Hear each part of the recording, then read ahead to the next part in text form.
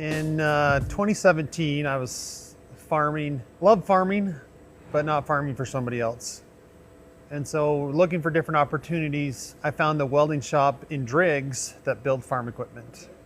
And one of my neighbors, he called me, he said, "Hey, you should go buy this business." And I'm like, "But I'm a farmer, not a welder." And he's like, "Well, I'm an engineer, but I'm not a welder." So I looked into it and it looked pretty interesting.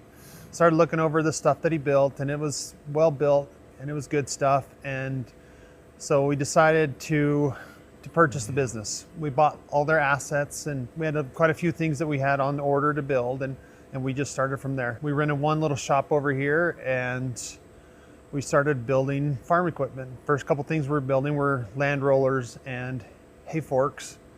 And in those early days, Curtis was up here, my brother, and so I'd go to him at nights once or twice a week, and we'd draw some things up and we'd send them out and get cut out, and I'd go pick them up and weld them and keep on building. So in the beginning, that's kind of what Black Venom started out to be, is the farm equipment side. With me and Curtis both growing up on the farm, we really understand the farm equipment side. We understand how to work it, what it needs to do, and what it needs to hold up to.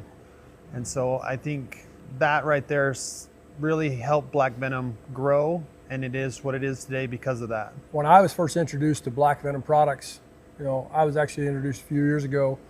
I was working somewhere else, and I was selling equipment to other ag dealers, and one of a mutual friend of Robert and I introduced me to him and I noticed their equipment on their lot, and I thought, man, this is some really good quality stuff. And I was looking for, as a territory manager, I was looking for what I thought, a better solution, something that was going to be, actually built here in the U.S. versus Canada or Mexico or somewhere else. And I thought, well, this is great, because at the time I was in northern Utah. And I thought, well, man, these guys are just a couple hours up the road. If we put an order in, we could have it and go pick up a whole trailer full and have it in 2 or 3 weeks versus 8 weeks, 10, 12 weeks, whatever, right? And just always recognize that, good quality, very well built, in some cases overbuilt, but if farmers and ranchers, especially dairymen, you got to build it right the first time. If they can break it, they'll break it. But that's the one thing that I think is the best. That was my introduction to Black Venom, and coming on board and seeing how Black Venom has grown and what Robert and the crew has done here, what Robert and Curtis have done. We have a solution, not just on the farm equipment side. It's expanded now. We do a lot of repair work. I grew up on a small hog farm in South Carolina. Like, if I had some of the equipment that these guys build, man, it would have made my life a whole lot easier when I was growing up. My passion in this business, in this Black Venom products, is growing up on a farm. I feel like farming is 80% of the time is fixing equipment. You're getting through the field, something breaks, then you got to fix it. Then it breaks again, you got to fix it again. And it's understanding that the farmers, the struggles that they go through, brings back to me the feeling to want to help them. Okay, they don't have the tools and the capabilities that a normal welding shop have. They scab it together, they do what they can to get through the field. But here we're able to take what they broke, look at it, fix it the right way, and then be able to give it back to them and say, here's your solution. This is the fix, and it fixes it forever. We had one manure spreader that would just shake itself to death every time they used it. They would fix it and they weld it, put a couple braces on it, would just shake itself to death and fall apart. Well, they finally brought it to us, and honestly, we put in 3 pieces of metal and it runs like a champ. He's like, it doesn't even shake the tractor anymore when they turn it on. And I'm like, well, we're here to help, right? The farmers, they do what they can with what they have. And that's our passion here, is that we know that they needed, if they had, some better equipment, they could do a lot better. But, that's why we like to help out the farmers. We know what their struggle is, and if we can be their solution, let's do it. So I graduated college with an ag business degree, And I thought I could be a farm foreman or farm manager and manage somebody's farm so that they could go on a mission or retire or whatever. So my first farm, it was great, worked hard, learned a lot. I was there for 8 years. But I realized that if it wasn't right, I didn't like doing it. So if the manager or the boss wanted me to do something that wasn't right, I had a hard time doing it. And so after leaving that farm, or being told to leave that farm, I went to another farm, and it was great. And I thought, yeah, this is a good place. We can make this work. But ultimately it came down to the same problem, is that they wanted to do things that were different, that were wrong. Not necessarily wrong or illegal, but just not the way you run a farm in my mind.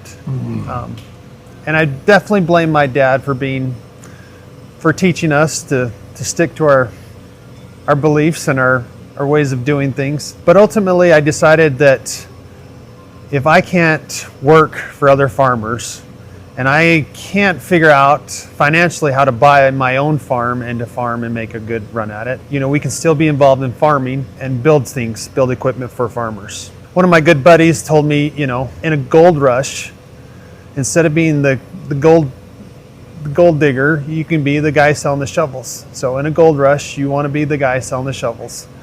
And so a lot of that rung true, and that's where I wanted to start and head in that direction. So if I could be a service or help to the farmers, that's what I wanted to be. So we make a whole array of products. We focus on some of the more simple ones. We build a lot of hay forks, hay grapples, pallet forks, land rollers, box scrapers. We build snow pushers. A new product that we did last year was a hydraulic snow blade. We get into adapters and attachments. We do a lot where somebody has an existing bucket or an existing attachment, and they buy a new piece of equipment. Well, that bucket or attachments, those no longer fit up to that new piece of equipment, and so they bring it to us and say, hey, can you take this original mount off and make it so it'll fit on my new machine. And so we do a lot of that. Buckets is another one. Produce buckets, spud buckets. We're in the heart of spud country, and so doing that and being able to provide that solution, whatever the product is. Sometimes it's rolling baskets for somebody else's planter. Like we did that last year for a farming operation. They needed some rolling baskets for their spud planter. We did it.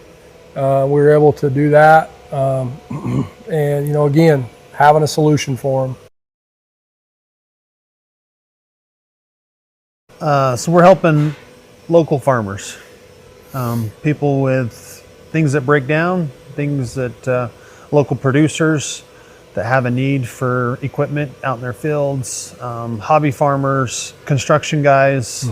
We do a lot of repairs on semi-trailers as well, cattle haulers, aluminum welding that way. We fix boats, we fix anything metal that needs welded or cut out. We've cut out Etsy signs, we've cut out thousands of other things for other people. Anything involving in metal is our customer, really. So we just built a snowman light stand. We just built a snowman light stand. At the end of the day, who are we helping? We're helping, like you said, whoever's got money. Right, yeah, whoever's got money. We have a construction construction customer of ours. We do quite a bit of business for him. He probably pays a light bill here. And he's been really good to us, and vice versa. We just try to take care of them. They have a problem. We have a solution. We can do it. For example, I had a guy call me last Friday, needed a set of pallet forks for his backhoe. Well, the guy lives in a different part of the state, was coming over here to Victor to do a job, and texted me Sunday night saying, hey, is there any way you can help me out? My delivery now is showing up Monday morning at 8 o'clock instead of Wednesday morning. And so I reached out to the welder. I am the welder. He is the welder. Well, because we also offer mobile welding services. And we go out and do mobile repair, mobile welding. So he loaded stuff up Sunday evening. And then, Monday morning was there at 7 o'clock, and an hour later, that truck was pulling up for them to unload. But that customer was, I mean, ecstatic. Like, he was so happy and so grateful that we could just help him out in a pinch. And that was the other thing too, is that, you know, we know during certain times of the year, planting, harvest, you know, those types, you know, during those times of the year when somebody has a piece of equipment go down, they need it back up as quickly as possible. And if we can do that for them, and if we can help them with that, great. I think the hay forks, I don't know, starting out with those were one of the first ones. They've been around for a long time.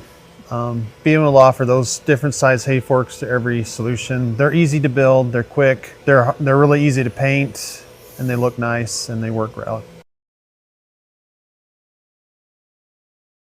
Obviously, I think the easiest thing for us to sell are the hay forks, simply because Robert and the rest of the guys here, they have a really good reputation for building good quality equipment, you know, that's going to last, it's going to hold up. And because we know that farmers and ranchers, they use a set of hay forks for various reasons, not just to move hay.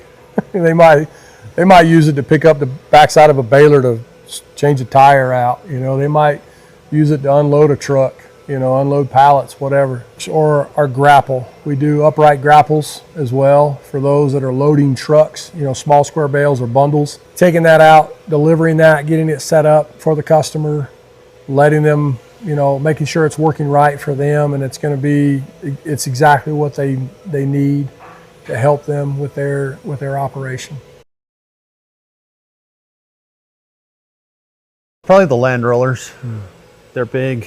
They do a really good job. They're pretty heavy. You know, we built one and I sent it out to the BLM out on the desert. They were running a couple out there and they were having a few issues, and so I ran out there and I was able to sit in their tractor and drive around a couple, you know, for an hour or so, and really watch it and make sure it did what it's supposed to, and realize, yeah, there's a few little errors that we could better design in for them next time.